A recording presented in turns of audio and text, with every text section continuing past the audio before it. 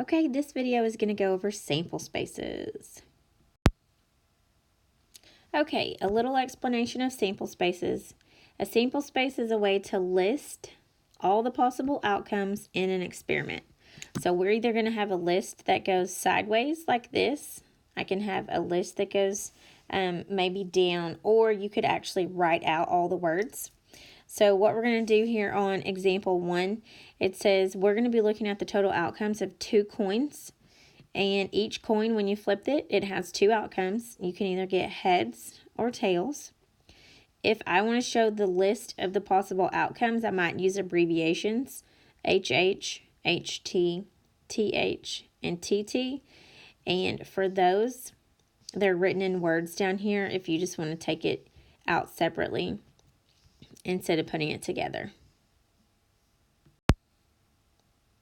Okay, so still looking at 2 number cubes. A different way to display your information is in a table form. If it's in a table, each one of the sides would be a coin and the outcomes that you could get from the coin. They're paired up. So a head's on top, a head's on sides. So both coins landed heads, and that's how they group them together. Then tails with heads, tails with heads, and then tails with tails. People also use tree diagrams to show out how all the possible combinations can work. If you were to use a tree diagram, this first section where these branches are, this would be coin 1 when you do your first coin. And then when you get these next set of branches, this would be your second coin. Looks like corn instead of coin. And then this bottom row where they're all listed together is just the total list of outcomes. Now, if you don't want to show a list, there is a way you can find the total outcomes, and it's called a counting principle. Basically, it's exactly what it sounds like. You just count up how many outcomes you can get from each object. For example, each coin has 2 outcomes. So I would take 2 for the first coin and 2 for the second coin, and I'm going to times them together. It has 2 outcomes. I'm going to multiply them together. So coin 1 has 2 outcomes. Coin 2 has 2 outcomes, which means I get 4 total outcomes.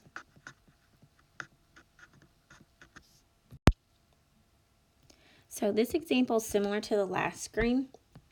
This is another way to list out all the possible combinations, except instead of only having coins with 2, I have number cubes.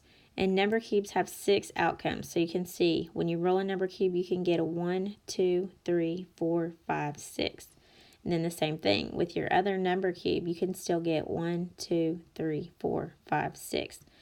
I could go through here and fill in all the blank spaces, but I don't really need to. This shows you can get a 1, 1, then a 2, 1, 3, 1, 4, 1, 5, 1, 6, 1. So that's how I read the table. When you read this first question, it says 6, 2. In the table means that the first number cube showed 6 because that's what's listed first. And the second number cube showed 2 because that's what they put second. How many outcomes are in the table? How many outcomes are in the table? Not just the ones that are listed right here, but if you filled in all the blank spaces, there would be 36. I'll just save you time. You don't have to count them all. It says, what is the number of outcomes in the sample space if rolling 2 number cubes? Well, again, this is just another math way of saying the same thing. If I count up all these boxes on the inside of this chart, how many would there be? And there would be 36. Okay, this really is just showing you the counting principle again, and instead of asking all those individual questions like ABC, it just says how many outcomes are there for rolling 1 number cube. There's 6, so this is a little bit of a repeat, but again, it's asking it in another math way. Then it says once you know how many outcomes are on 1 number cube, give the number of outcomes in the sample space for rolling 2 number cubes. So again, sample space means take how many outcomes are on each object. and multiply them together to get your total. Okay, now something different. We're going to a list. This says Mackenzie's making an ice cream sundae. She has chocolate, vanilla, and strawberry ice cream. She has hot fudge, caramel, and butterscotch toppings. Which list shows all the possible outcomes if Mackenzie plans to make her sundae with one kind of ice cream and one topping? So that's important. I need to have only one kind of ice cream. And then I need to have only one topping when I put these together.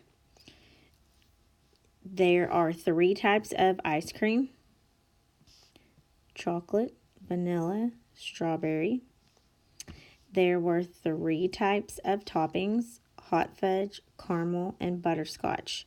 So a moment ago, I was saying however many outcomes you have on each object, you would times them together.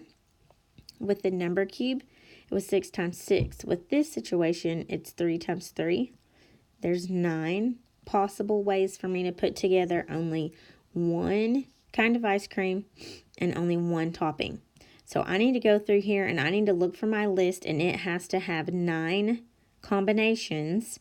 But remember, you can only have one ice cream and one topping. Okay, my strategy is going to be look at the answer choices and see if I get those 9 combinations. The first one only has 3, so I'm definitely going to go ahead and take this one off. And it's because it only has 3 combinations. The next one, 1, 2, 3, 4, 5, 6, 7, 8, 9. So this is a maybe. Then letter H has 1, 2, 3, 4, 5, 6, 7, 8, 9. Okay. One of those is going to have to be wrong. 1, 2, 3, 4, 5, 6, 7. So J can be out because it has 7.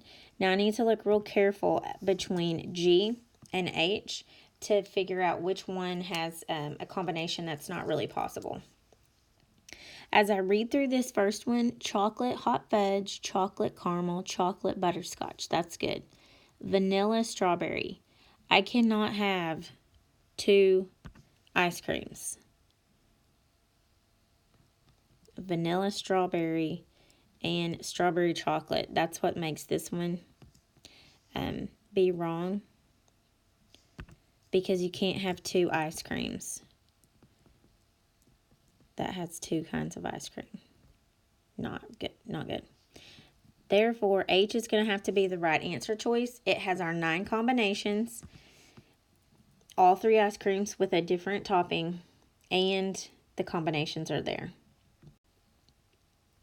Okay, this last one is still yet a different type of probability. We have a spinner this time, and then also we're going back to our coin. So this says Raphael spins the spinner and flips the coin once, which shows all the unique combinations of food and tosses that could have resulted from his spins and flips. So the spinner has pizza, hot dog, and burger. I'm going to go with my counting principle idea again. This has 3. And a coin always has heads or tails. Heads or tails. So that means 2. 3 times 2 makes 6. So I need an outcome that shows 6. And they need to be the right ones matched up. Multiple choice strategy. I'm going to go look and I'm going to count how many have 6 outcomes. And if there's only 1, then that's it. This first one has 1, 2, 3, 4, 5. Okay, can't have 5 because you have to multiply the combinations together. If I look down to letter B, that's obviously not right because it only lets you get 3 combinations. Letter C has 1, 2, 3, 4, 5, 6. So that's probably my winner. And then the last one only has 4. So that's not it. If you look closely at those combinations, they're saying pizza with heads, hot dog with heads, burger with heads. So it has all 3 of the spinners with heads, and then it has all 3 tails underneath it. So the best answer choice, the only one actually that had the right number of outcomes, was letter C.